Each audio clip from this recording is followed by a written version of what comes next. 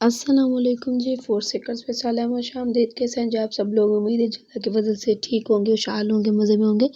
ये तो आज हम जो है ना बड़े मज़ेदार किस्म का हेल्दी बीन सैलेड लेके आए हैं। उसके लिए हमें यहाँ पे राजमा चाहिए और चने चाहिए सफ़ेद। हमने यहाँ पे 1 कप जो है ना वो राजमा लिए बॉयल हुए हुए, और आधा कप हमने उसमें चने ऐड किए हैं। उसके बाद जब इसमें कुकम्बर, टोमेटो और कैबेज ऐड करेंगे ब्रीक ब्रीक छोटे-छोटे से। उसके बाद जब इसमें ऑनियन ऐड कर देंगे, और उसके बाद जब इसमें 1 प्याली जो है ना 1 कप बॉइल्ड मैकरोनी ऐड करेंगे।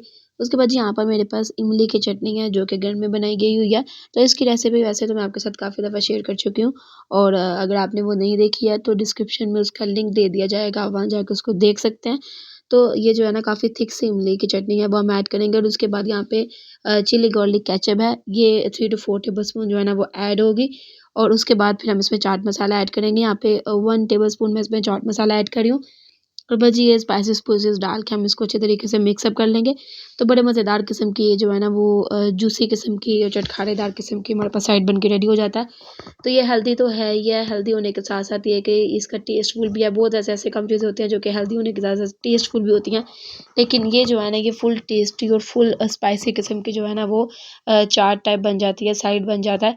तो खाने में भी आपको बड़ा अच्छा लगता है। तो जी ये देखिए जी हमारा जो है ना ये कमाल तरीके का साइड बन के रेडी हो गया। अब हम इसको सर्व करते हैं, और फिर देखते हैं कि ये कैसा रहा है। तो जी ये ट्राई आप ज़रूर कीजिएगा, ट्राई करके मुझे इसका ऑनेस्ट रिव्यू दीजिएगा। अगर पसंद आए तो लाइक कर दीजिएगा, और अगर दिल करे तो सब्सक्राइब कर दीजिएगा। और मुझे दुआ में याद रखिएगा। मिलते हैं इंशाल्लाह नेक्स्ट रेसिपी में। अल्लाह निगहबान।